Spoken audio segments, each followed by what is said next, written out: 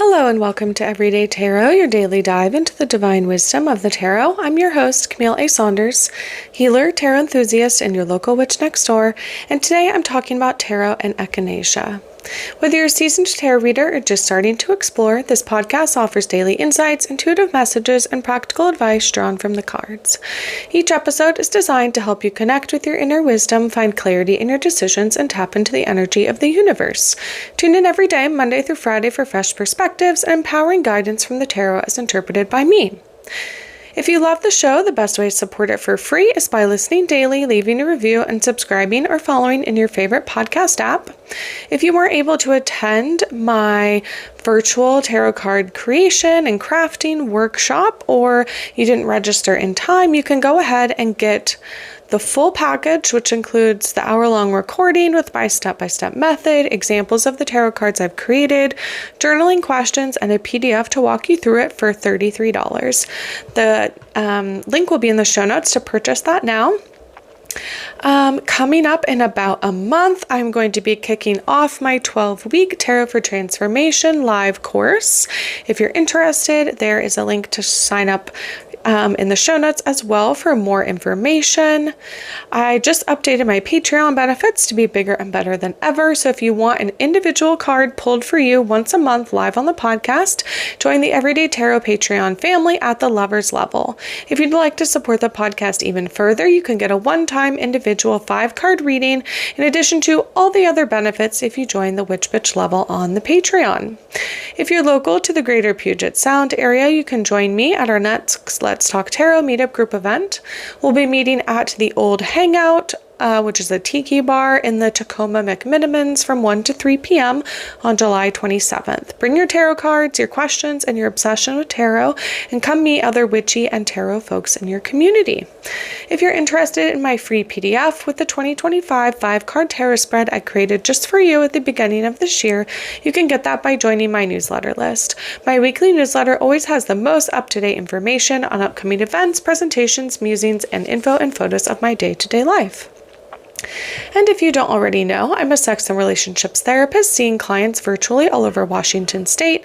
I love working with queer, poly, and witchy clients, so if you'd like to work with a therapist that doesn't judge you, is witchy just like you, and helps you learn how to deal with anxiety, chronic pain or illness, communication issues, self-advocacy, and sex, head to my website now and book a free consultation to start your journey. You can find the links for any of these offers in the show notes or on my website, CamilleASaunders.com/everydaytarot, in addition to the images of the cards I pull on each episode. All right, so welcome to season 11, where I'm talking all about tarot and plant allies. If you haven't listened to my other seasons yet, you can check those out. In season 1, I talked tarot basics. Seasons 2 and 3, I went through all the major arcana cards and the 4 suits. In season 4, I went through tarot and pop culture. In season 5, I went through 13 common tarot spreads. Season 6, 7, 8, and 9, I went through the suit of wands, pentacles, swords, and cups. In season 10, I talked about tarot and witchcraft. And like I said, we are here in season 11, getting close to the end here, talking about tarot and plant allies. And today I'm talking about tarot and echinacea.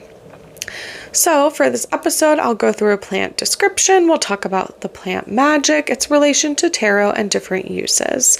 So let's start with the plant description. So echinacea, also known as coneflower, is native to North America. It's been utilized for medicinal purposes by Indigenous Americans for several centuries. Different Indigenous groups used it for a variety of external and internal uses, including for wounds, burns, bug bites, cough, pain, snake bites, and stomach cramps. Some also utilize the roots, where they would chew on them to soothe throat and tooth infections. The early European settlers took note and started using echinacea for their own purposes, and by the start of the 20th century is one of the most popular herbal remedies in North America.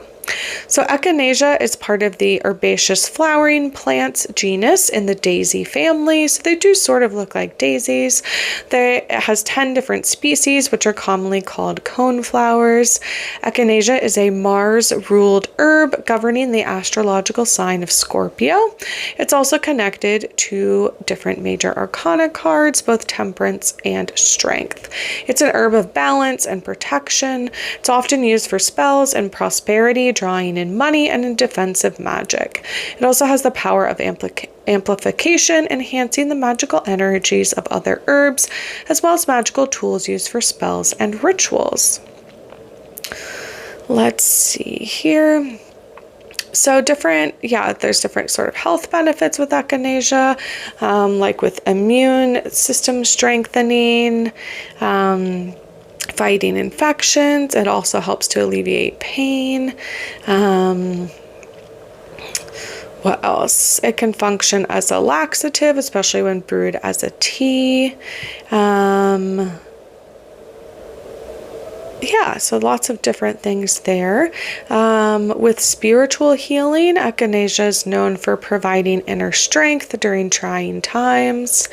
It can be grown around the house and brought in the home and placed in a vase to draw prosperity into the home and protect the family. Echinacea is an appropriate flower for offerings, especially to place spirits and river goddesses.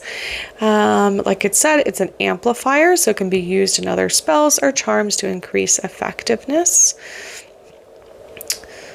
And so that I'm starting to get into sort of the magical qualities of Echinacea. So again, it is in the daisy family, so they do sort of look like daisies, although the center, like the middle part of the flower, so not the petals look pretty similar to daisies, but the inner part looks almost more akin to like a sunflower. You can see it at the like seed part of the plant, which is in the middle. It's sort of spiky and it stands up a lot. So with the sort of purple Echinacea, which I think is the one I'm most familiar with, where the leaves are sort of like lavender, light pinkish.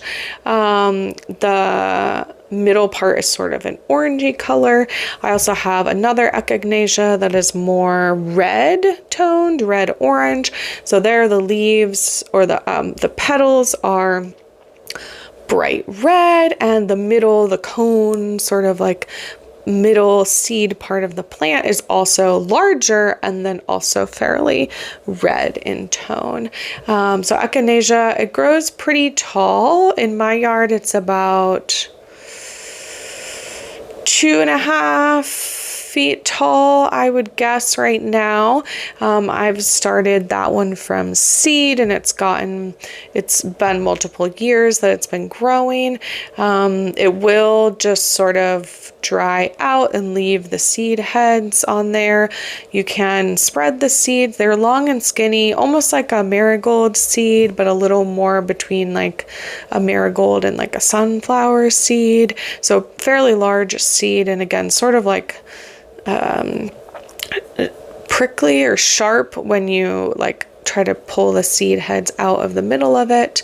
It is a great pollinator plant. Lots of bees and other things like to pollinate on it because it does have a very large like flowering part in the middle of the flower. So lots of pollen there. All right, let's see here. So when we think about, and yeah, I guess the stems are generally greenish, sort of more like a lime, sagey green. Like I said, it gets pretty tall after it's a couple years old. The plant, you can start it from seed. Most perennial plants that you start from seed take a couple years to really establish themselves. I have one that's very happy, and like I said, it gets like 2.5 feet tall, has about 30 blooms on it right now. Very happy plant. And yeah, it's very beautiful and unique looking. Like I said, it sort of is like a daisy, but the middle seed part of it, the part that gets pollinated, is much larger generally than in a daisy. And the petals sort of end up being like pushed down behind the cone part of it. I assume this is why it's called coneflower, because the seed part of it looks sort of cone-like in the middle.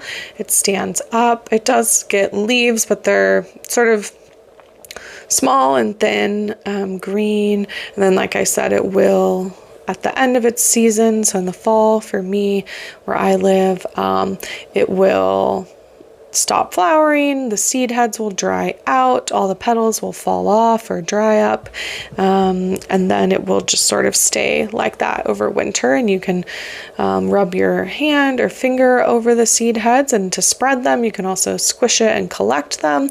They are sort of spiky though, so you've been warned there. All right, so let's get into more of the plant magic. So I started into it a little bit, but I'm going to be reading from the Parting the Mists.com. The link will be in the show notes for that, and talking about the card Echinacea that's part of the Herb Crafters Tarot by Letitia Guthrie and artist Joanna Pohl Colbert, yes. And after this season, since I've been referencing this deck so much, I'm gonna grab it. So I just went and purchased it online. It's pretty cheap. It's about $25 US, which is nice, which I'm just very excited to have an actual tarot herb medicinal deck, because I've really been looking for one and I like the vibe of this one, and since I've been using it so much this season, I thought that would be cool. So they have the Echinacea card. It is the 3 of air. So again, if we think of air signs are associated with swords. So this is sort of like the 3 of swords, which is interesting because that one's about heartbreak. And it does say this card focuses on grief and heartbreak, but remember that this is not limited to losing a love or having a loved one die. Dreams that wither, friendships that do not last, and many more things can cause the same symptoms. Whatever is hurting your heart, take some time to acknowledge it so you can move forward stronger. So yes, the 3 of air, this Echinacea card, is about speaking the truth about your heartbreak. Be the medicine that heals the pierced heart, and healing from grief takes time. Heartache leads to self-knowledge. You may be confronted with an agonizing reality.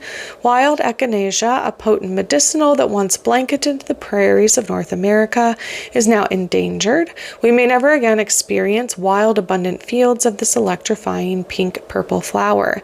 See things as they truly are and accept the loss. Healing lies in your ability to learn from the devastation. Echinacea remedies increase resistance to infection and build a strong body. Embracing painful truths leads to resilience, so seek out strong allies who will help you through the grieving process. Find comfort in your sorrow. Echinacea is a slow-growing plant. Sit with your grief for as long as it takes. And yeah, it's important to buy only cultivated Echinacea because it is endangered.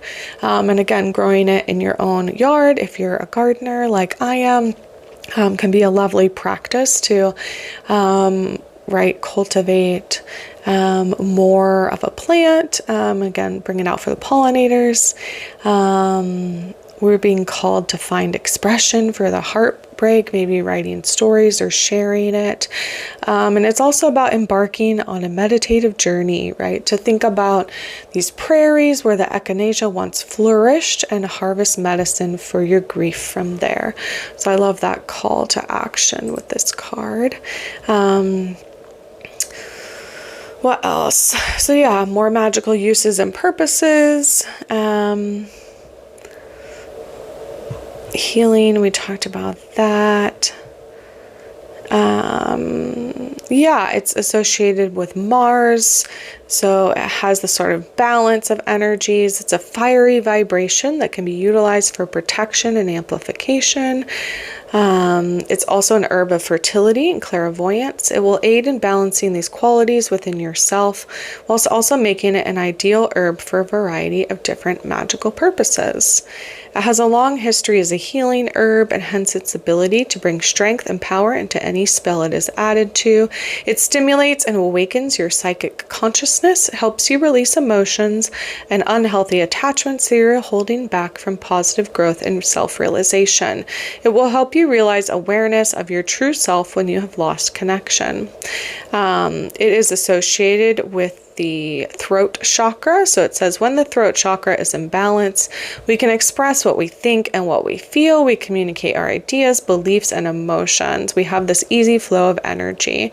And when the throat chakra is out of balance, physical symptoms might include sore throats, tight jaw, stiff neck, and headaches.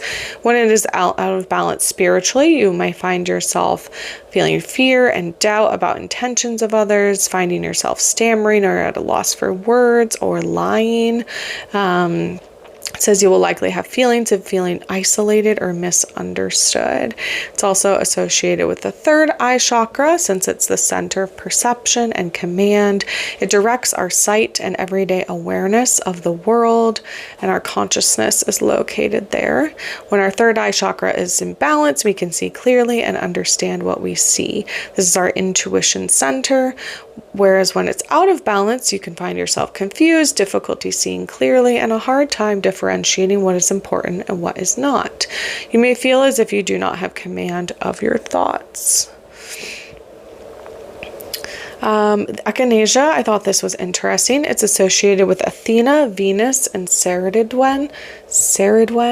So Athena is the Greek goddess of wisdom, handicraft, and warfare. She's considered the protectress and patron of several Greek cities, including Athens, of which holds her namesake. She was a warrior goddess protecting troops in battle. And the Parthenon on the Athenian Acropolis is dedicated to her, along with numerous other temples and monuments. Athena was associated with peace and handicrafts like spinning and weaving. In art depictions, she's often portrayed as a dignified, distinguished woman with a beautiful yet stern demeanor. In her depictions as a warrior goddess, she also wears an elaborately crested Corinthian helmet and holds a long spear in one hand and aegis in the other. Venus, the Roman goddess of love, sexuality, and beauty and fertility. She's often compared as the Roman counterpart to the Greek goddess Aphrodite. So associated with love, Venus also identified as the goddess of fields, vegetation, and victory.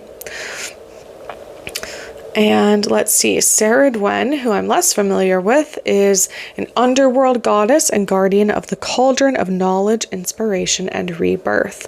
She rules the realms of death, fertility, regeneration, inspiration, magic, enchantment, and knowledge. She is also the goddess of magical rites and spells, wealth, poetry, and love. Ceridwen is often cited as using her magic cauldron to make potions to bring wisdom and inspiration to those who drink them. In witchcraft, she is considered a shapeshifter.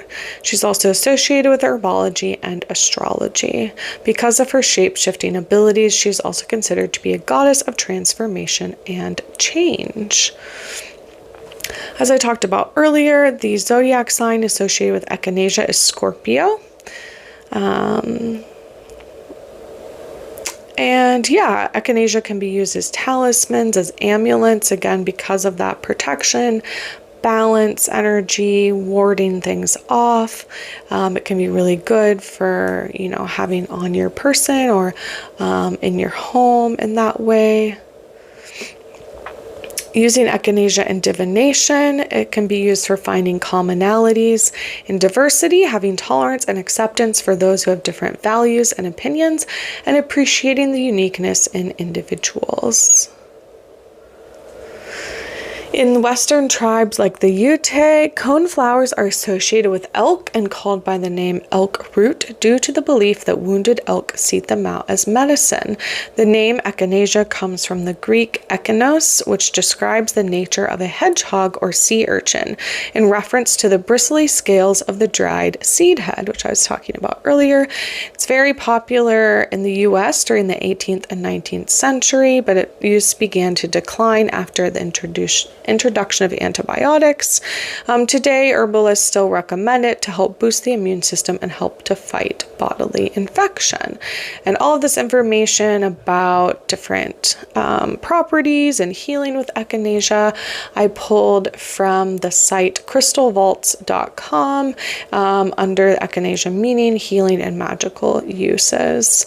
It has a lot of physical healing, emotional healing, and use in meditation. and it's part of the Master's Grimoire of Magical Herbs on their site. So I will have that linked in the show notes as well if you want to check out more information about that. So let's talk about its relation to the tarot. So I talked about earlier, but one of the common associations with it is it looks like two from what I could see: the Strength card, and then also Temperance. So I'll talk about the Strength card first. Generally, the Strength card depicts a woman gently interacting with a lion or cat of some kind, representing inner strength, courage, and the ability to overcome adversity through compassion and determination. It signifies finding your inner power and using it to navigate challenges. Echinacea is recognized for its healing properties. It attracts butterflies and birds and symbolizes resilience and connection with nature. Like we talked about earlier, in some magical traditions, it's also associated with prosperity and protection. Both Echinacea and the Strength card emphasize the importance of inner strength, resilience, and healing. The plant's medicinal properties are mirrored in the card's message of overcoming difficulties through inner fortitude.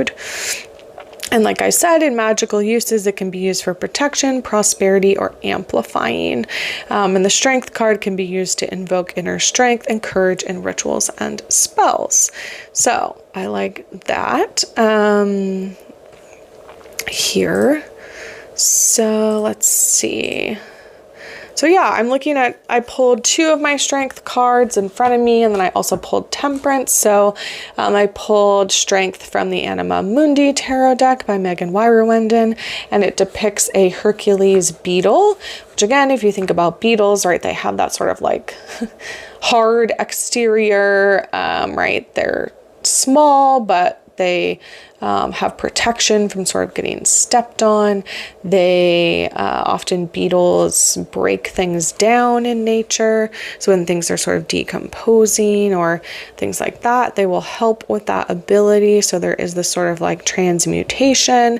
They have that, again, like strength of the actual like armor that they're wearing, which again, as humans, like seems trivial, because if we often step on a beetle or something, like they can still get squished, but by a lot of things, beetles are still that very like strong exterior. And also I pulled Strength from the Desert Illuminations deck by Lindsay D. Williams. Here it depicts a person shrouded in like a blanket. They have a wolf that's like howling at the moon, assumedly. We see mountains in the background and this infinity symbol. And so we also think of sort of strength with that card. And like I said, the other one I saw, and also on the sowthemagic.com, which is a place where they have sort of like magic and plants together. They have they associate Strength with Echinacea because they have a flower seed packet for Echinacea seeds that is associated with Strength. So the Strength card represents energy, influence, and optimism. Echinacea is known for its rejuvenating and healing properties. Let's see. Yeah, so that is sort of the association that they make there. Again, it's very good at attracting butterflies and birds. It's a very pretty plant. It's pretty easy to grow, especially once it's a year or two old. It's very pretty, blooms heavily July through September, and is pretty tolerant of different kinds of soils like clay or other things. Very pretty, and so again, that's what they associate it with. And the last one was Temperance, which I saw in the Herbal Tarot. They use Temperance to be associated with Echinacea. And so in the card that they depict, it says a woman is holding two flowers in her left hand while pointing at the ground with her right hand. On her headband is a symbol for the sun. She has 1 foot in a puddle of water. In the background are mountains and a sun setting, and a large Echinacea plant is growing on the other side of the puddle. The disc on the headband is the symbol of the sun. The Echinacea plant symbolizes healing. It's associated with moderation, balance, blending, and melding. As I spoke about earlier, native folks in the North America of the plains in particular used echinacea for snake bites and venomous insect bites and burns. Other nations used the herb to desensitize their feet before fire walking rituals over hot coals. They considered echinacea root an excellent blood cleanser for different like sores or boils or abscesses, and it again has proven antibacterial properties and strengthens and stimulates the immune system. When they talk about this card Temperance with Echinacea, it says it's a time of balancing in your life. There's also a time of blending various parts of yourself or things in your life to make things smoother for you. Take things in moderation, don't overdo it, and this may also be a time of healing. As we think about the Temperance card, by placing her foot in the water, she is blending the water and the earth, cooling herself while staying grounded in that way. And also on the Therapist Who Tarot deck for Temperance, they use the word protection, which we said, right, is associated with Echinacea. And also it sort of depicts an angel, which again sort of has this like blending, maybe air and earth, right? An angel coming down to earth in this way. So there's also a lot of blue and gray on this card, which I think of kind of watery, and thinking about, yeah, how can you be sort of grounded in that way? How do you have boundaries? How do you blend fluidity of water and stability and routine of the earth sign? And like I said, that was part of I found this on tarotforum.net, but it was specifically talking about the herbal tarot deck and its association with Temperance and Echinacea. All right, so let's go into uses. We've heard about a lot of medicinal uses, like I've talked about. We can go into, let's see, talked about the goddess, and its use in amulets and in divination. I wanted to see, I might have to find it. So I used my Hearth Witches Compendium by Anna Franklin. They talk about in here, again, Echinacea is associated with healing, prosperity, and protection, ruled by the planet of Mars. And I am recording this for me on Mars Day or Tuesday, associated with Mars. The only recipe I saw in this book for Echinacea is an herbal cough drop. So they talk about a combination of things. So aniseed and elecampane are good for relieving coughs. Hyssop soothes and moistens sore throats. Ginger reduces inflammation and boosts immune system. The mucilage in marshmallow is wonderful for inflamed throats and soothes coughs. Thyme is antibacterial and antiviral, while honey is soothing, antibacterial, and antiviral. It says if you don't have all these herbs, you can just use some of them or substitute anti-inflammatory chamomile, decongestant cinnamon, antiseptic cloves, immune-boosting echinacea, soothing licorice, cough-relieving mullein leaf, or sage, which is a great all-rounder for sore throats, coughs, and inflammation. So if you were to make these sort of cough drops, you would gather all of your herbs together and cover them with boiling water and allow to infuse for 20 minutes. So basically like making a tea, but right, a long infusion for 20 minutes. So like I said, in this one, they say half a teaspoon crushed aniseed, 2 tablespoons elecampane, 3 teaspoons grated fresh ginger, 2 tablespoons of hyssop, 1 tablespoon chopped marshmallow root, 1 tablespoon of thyme, 1 pint of boiling water, and 12 fluid ounces of honey.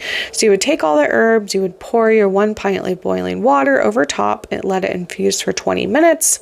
Then you would strain all the plant material out of it, and then you would use half a pint, so half of the liquid that's left, and put it in a pan with your 12 fluid ounces of honey. Cook it over medium heat until the mixture reaches setting point. Drop a bit of the mixture in very cold water and see if it sets to a hard lump. If it does, remove the pan from the heat and pour the syrup onto a greased baking tray. When it's cooled, you can break it into pieces. So this is about making your own cough drops, which are using honey and herbs. And like I said, so they don't use Echinacea here initially, but they say that you can use Echinacea perhaps instead of ginger, or you can kind of substitute or add these different things in. So again, this would be using, I sort of assume, the petals of Echinacea. That was the part I was most curious about, was like, what parts of Echinacea are we using? It seems hard to use the seed head part in the middle because it is very dense. But I am going to try to look that up now and see if I'm correct, so I'm not giving you inaccurate information.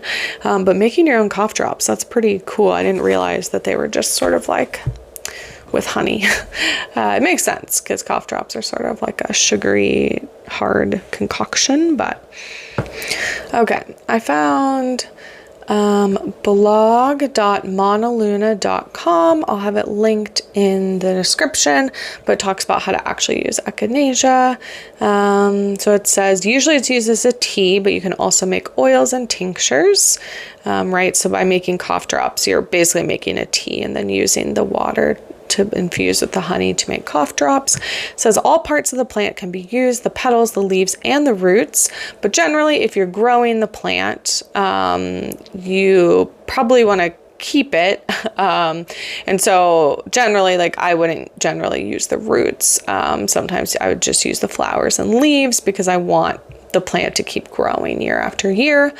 Generally, when you're harvesting flowers and leaves, it's best to harvest in the morning. You can clip the flowers off right above a branching section where you can see small buds appearing. This will ensure that harvesting continues to improve the strength and abundance of your plant.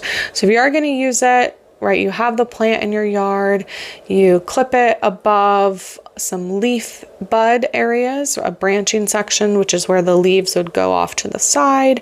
And generally by clipping it above that, the plant will grow again from that branching section, so you're not harming it. You would take all your flowers that are on these stems with some leaves, you'd hang them upside down to dry, or you can use a food dehydrator on low temperature. Generally, if you're doing any herbs or medicinal things, you want them on a low temp. They suggest 95 degrees. I think my dehydrator is like 100 or 105 for herbs. If you live in a very humid climate, right, a dehydrator is helpful because sometimes if you hang it to dry, they might get moldy. So once your flowers and leaves are dry, you can store them in an airtight container.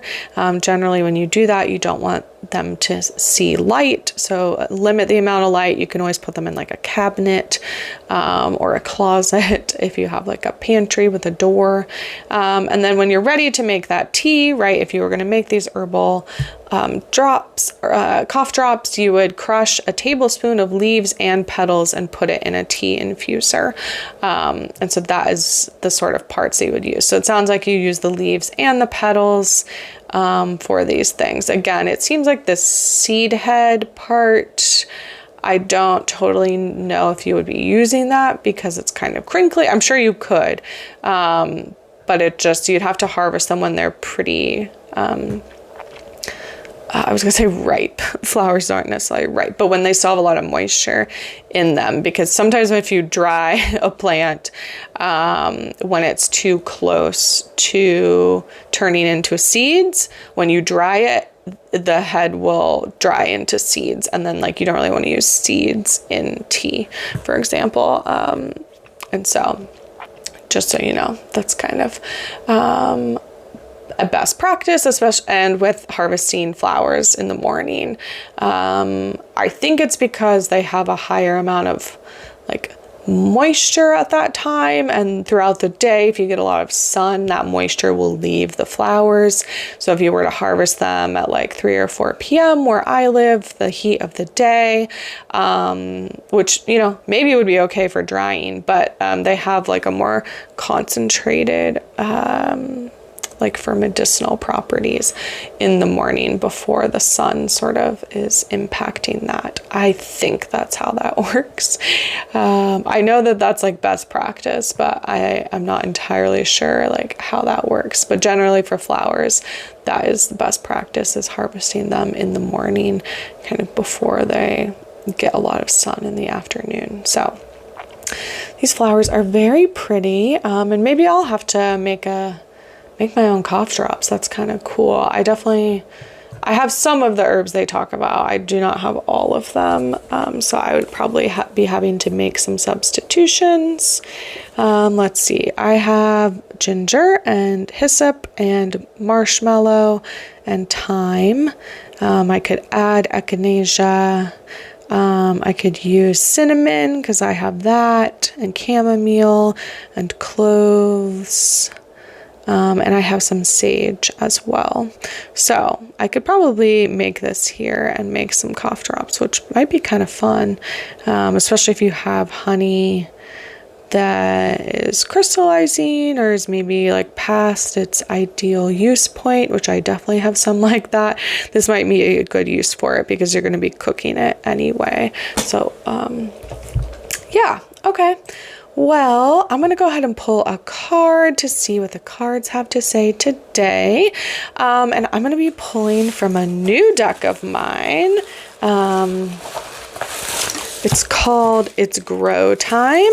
It's from my friend Chantel. She is Chantel Davis Gray on Instagram.